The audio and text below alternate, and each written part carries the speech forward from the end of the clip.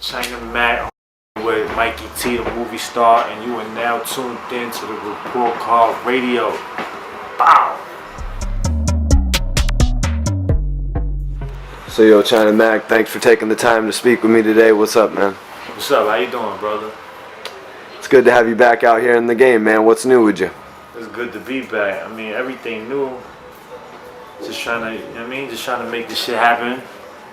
Trying to turn my dreams into reality, you know? I was asking you, where did the name of the label Red Money actually come from? Yeah, so Red Money, I mean, in all Asian cultures, red is a prominent color, you know what I mean? And in our culture, Chinese culture, you know, on Chinese New Year Day, we all wear red. Everybody wears red. It's the lucky color. And for luck, we put brand new money in a red envelope, and we give it to, you know, the kids and everybody else that we want to bring luck upon. You know what I mean? So when I figured it, I was like red money because it's like, you know, red is the color. It was like a more cultural thing. You know what I mean? But it also sounds tough at the same time. Like it gives off the, you know, a lot of people think it's like blood connotations and all that, like I'm blood or something, but I'm really not, you know what I mean? But that the color red is just the color of my people. And the color red also represents, you know, the blood and the struggle and everything else that the blood, sweat, and tears that we put into, you know, achieving what we set out to. You know what I'm saying? So yo, there's been a few different Asian artists in the game. You know, you got South Star, you got Jin, but how do you feel that the Asian culture has been represented in hip hop? I think the Asian culture in hip hop is big as fuck right now. It's actually like, it's not big as fuck, but it is there, and it's really like, and it's coming from a place where nobody even thinks that it will come from. You know what I'm saying? It's actually coming from overseas. You know what I'm saying? It's, you know, these kids that are popping right now. I mean, you said Jin, you said South Star. You know, that's like, and they never really pop like that either. You know what I'm saying? But you got these kids right now that's Rich Chigga. You got these kids, the Higher Brothers. You got Spence Shatta. You got a few dudes out there right now that's really like making waves, like, you know what I'm saying? And I think before, the world just wasn't ready to see an Asian rapper really be successful, like to really accept it. You know what I'm saying? I just don't think the world was ready, and everything happens when it's ready to. You know what I mean? You can try all you want, but if it's just not ready, then it's not gonna happen. You know what I'm saying? And then like 5 years, 10 years later, somebody that's, you know, that's doing the same thing you did 10 years ago gets to blow the fuck up because it was just ready for that at that time. You know what I'm saying? So right now, I think the world is much more ready for that than 10 years ago. You know what I'm saying? And I think we're gonna see a lot more of it. It's gonna pop. You know what I mean? There's gonna be a lot more artists, Asian artists that's coming up and bringing their own different swag and style to it, and really like just make it popular. So you know, everybody knows your story. You know, from the several interviews and, you know, projects that you've released. But what do you plan on doing to set yourself apart from the other crop of talent that's already come out, like to make your name even bigger? Well, just work hard. You know what I mean? Work hard, keep an open mind, and be flexible. You know what I'm saying? Just, you know, cause dudes and you know, I feel I have an advantage over a lot of people is because I'm flexible. Like, I'll be rapping and I'm spitting hard bars, but I could also do other things too. You know what I'm saying? Like, and I don't just focus on one thing and one way to deliver it. I focus on 10 different things and different ways to deliver it. You know what I'm saying? And that just makes my presence so much more stronger.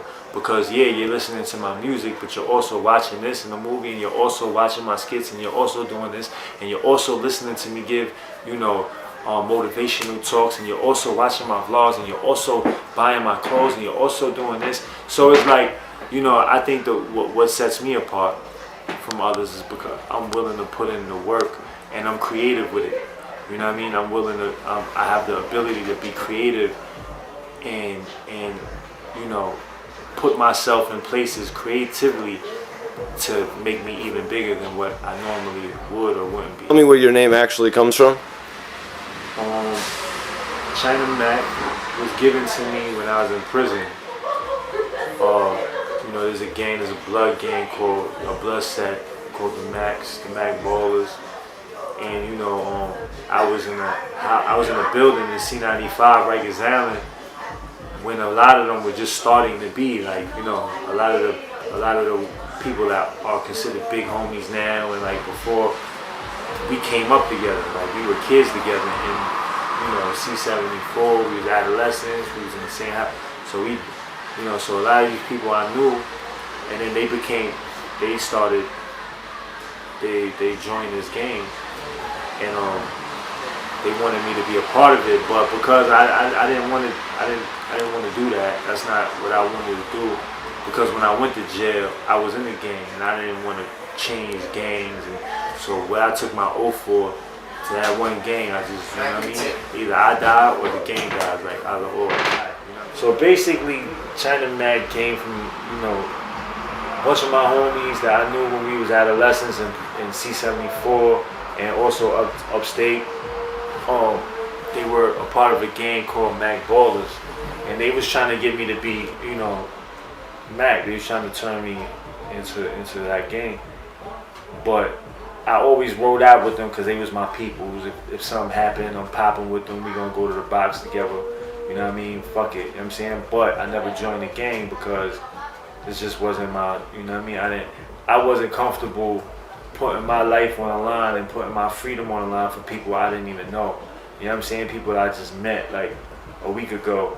You know what I mean? I couldn't even check their pedigree. I couldn't even see where he came from. He could have been a pedophile. He could have been whatever the fuck. You know what I'm saying? He could have did 100 motherfuckers dirty. And then now I gotta fucking do something for him. I'm responsible for him, and he's responsible for me.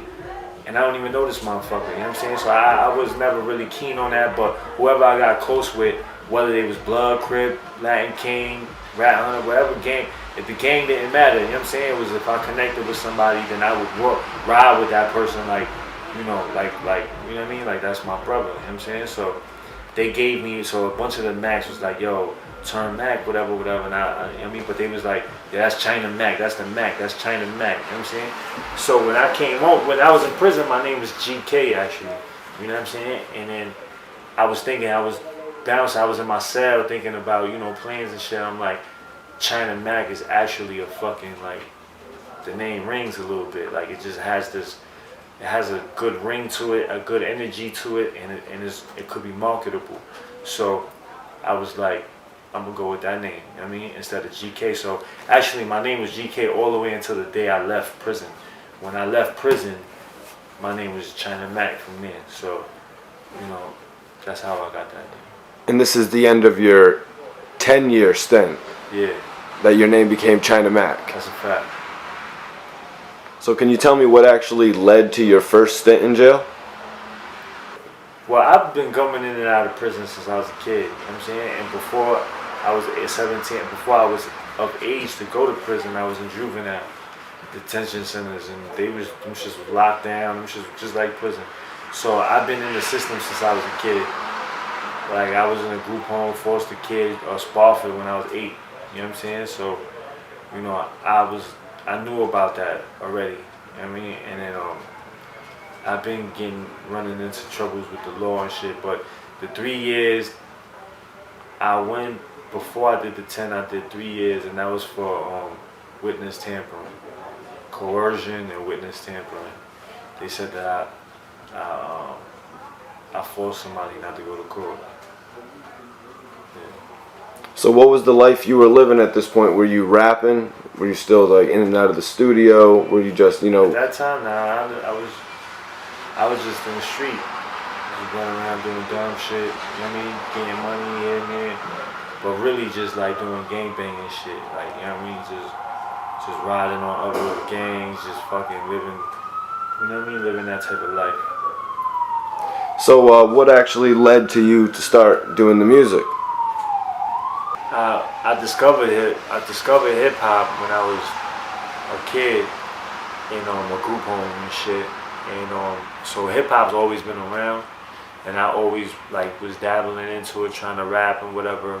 I remember like when I was in DFY, I had a Source magazine, and I went to the back and it had the hip hop quotables, and it had this mob the Prodigy verse for Infamous, and I was like, well, so I fucking memorized that shit, right? And I went to my dorm and shit, and I'm rapping that shit, like, and dudes like, oh shit, that shit fire, like what the fuck, you know what I'm saying? And then they heard the song on the radio, and they're like, oh hold up, you know what I'm saying? Like, you know, they was like, yo, this ain't you spitting this shit. But from that, around that time, I was like, yo, I wanted to start rapping. So from there, I started writing, and then little by little, I just started getting better and better at it.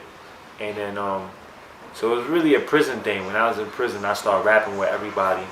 You know what I mean? We had ciphers. I jump in the cipher, and every time, like after a while, I started seeing like the response I was getting.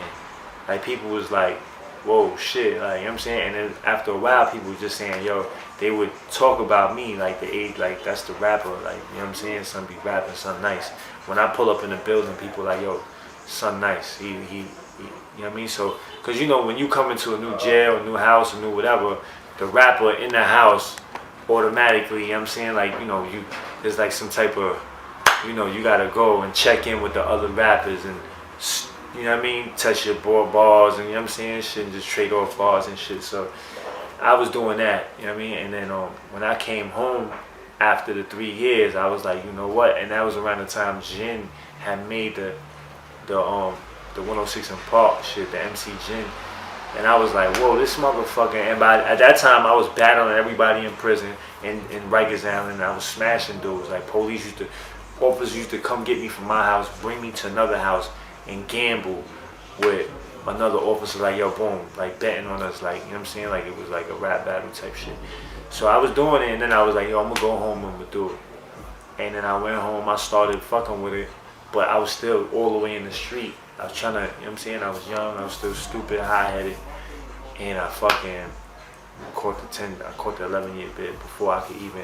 But at that time, I saw how the industry was gravitating to me. I saw how, like, I got a little piece of it. Like, damn, I could really get in there, cause I got in there. I was making all types of moves, and dudes was like, oh shit, like, you know what I mean? Like I just have this type of like charisma when it comes to dealing with this music shit. Like I just make shit happen, and I was doing that shit for at that time, and I had a little piece of it, and then I fucking caught the 11-year bid.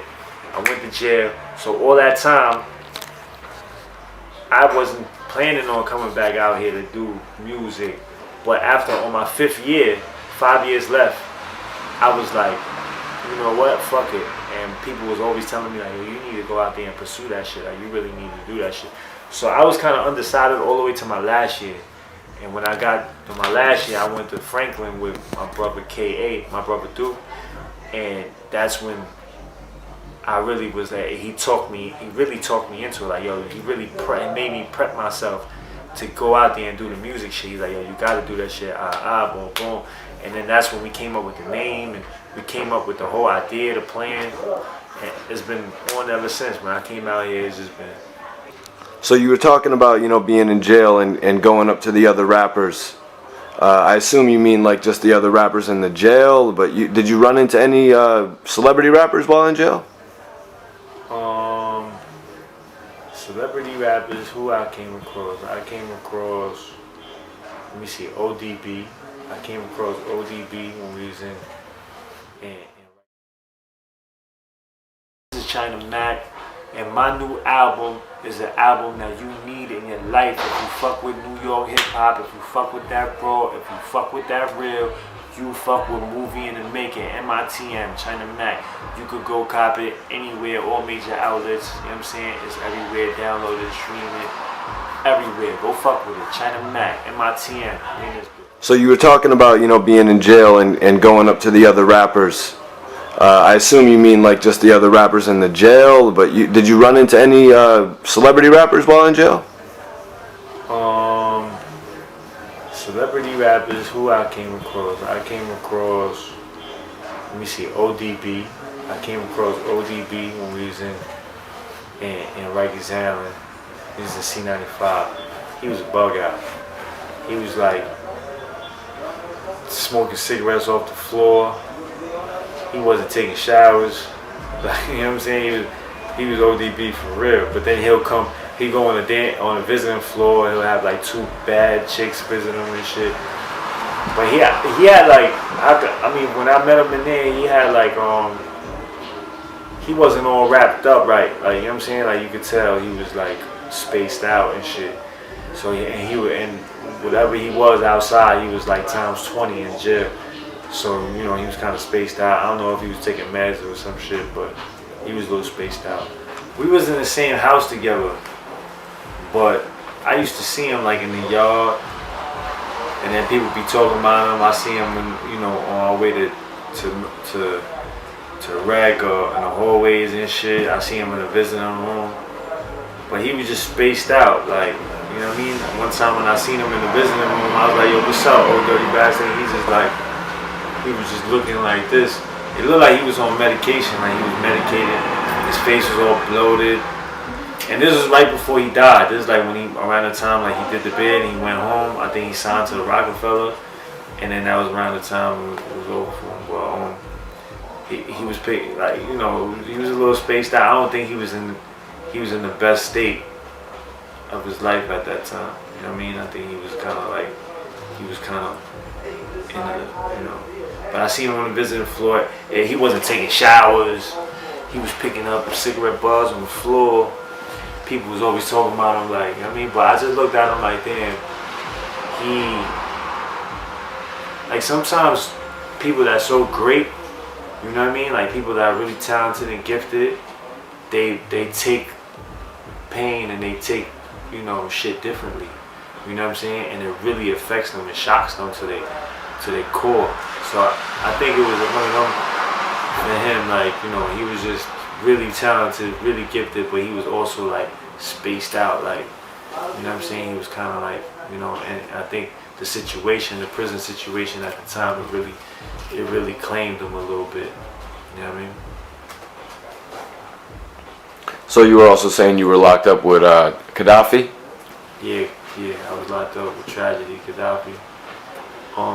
We was in Sing Sing together. Me and him, we spoke a bunch of times. He came into